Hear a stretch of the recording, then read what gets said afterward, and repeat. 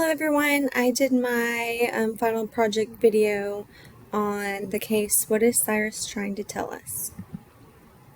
So starting with the client information, his name is Cyrus Adams, 5 years old, and his diagnosis from the referred doctor was mild mental retardation.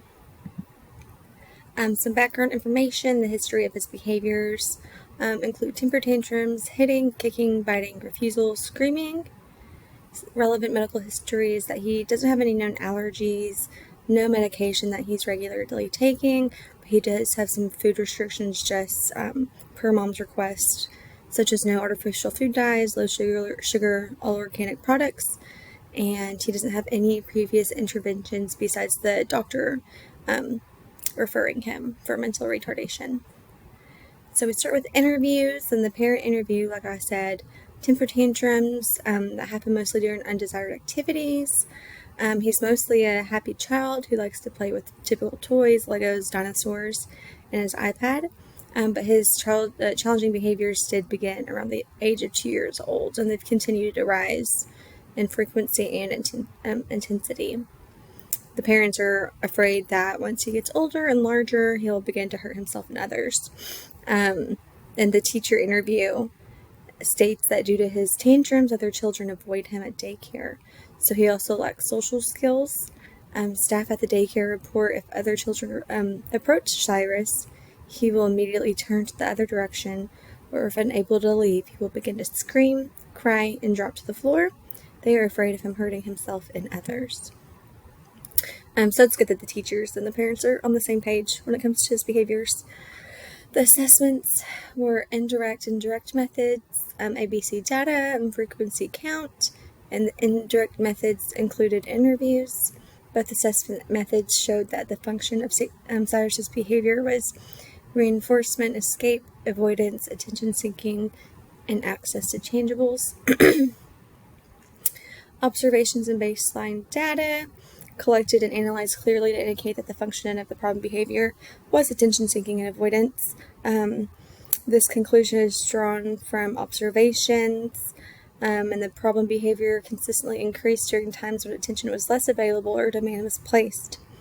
For example, you can see that the chart has high variations, and during the times of increased tantrums was during undesired activities such as bedtime routine, demands placed at school, times like that.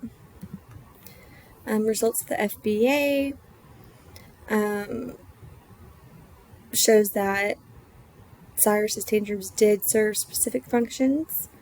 The data collected indicated that tantrums did occur when Cyrus seeks attention from caregivers or he wishes to avoid participating in activities. This pattern was consistent across various settings such as the classroom and at home. By addressing the underlying reasons behind Cyrus's tantrums, such as providing alternative positive ways for him to seek attention or modifying activities to make them more engaging, we can work towards reducing these behaviors and promoting the positive interactions and outcomes for Cyrus. So the targeted behavior is tantrums, and tantrum behavior is defined as the display of one or more of the following observable actions lasting a duration of at least 30 seconds and occurring in a response to perceived frustration or an unmet demand. So crying, screaming, hitting, kicking, throwing objects, stamping feet, falling to the floor. And to be considered tantrum, the behavior must interfere with ongoing activities, be inappropriate in the context, be observable by others, and for each instance of the behavior should be documented and specifically noted. So yeah, and then there's specific definitions for each behavior. So the skills acquisition goal is functional communication. He'll learn to communicate his needs and wants appropriately. He'll use a functional communication, and the interventions include teach and practice functional communication phrases, use visual supports, reinforce appropriate communication. And the behavior reduction goal is Cyrus will engage in no more than 10 tantrum behaviors during each session for 30 consecutive intervention days. So I wrote my intervention plan based as him going to a clinic. So there's several different antecedent modifications such as visual aids, high probability request sequence, and functional communication training. The consequence strategies include differential reinforcement of alternative behavior, teaching replacement behaviors. There's a crisis plan if necessary if the behaviors escalate too far, and escape extinction. Data collection and monitoring frequency and type of data to be collected and submitted every session that Cyrus attends. Data will be collected on behaviors and targeted goals. Frequency and duration data will be collected on tantrum behavior. The people who are responsible for the data collection are the RBT during the session, or behavioral technician during the session, and BCBA will be responsible for reviewing and finalizing the data. And you can see here on the side that that's just an example of different behaviors, and you just add them on there. Here are my references. Thank you so much.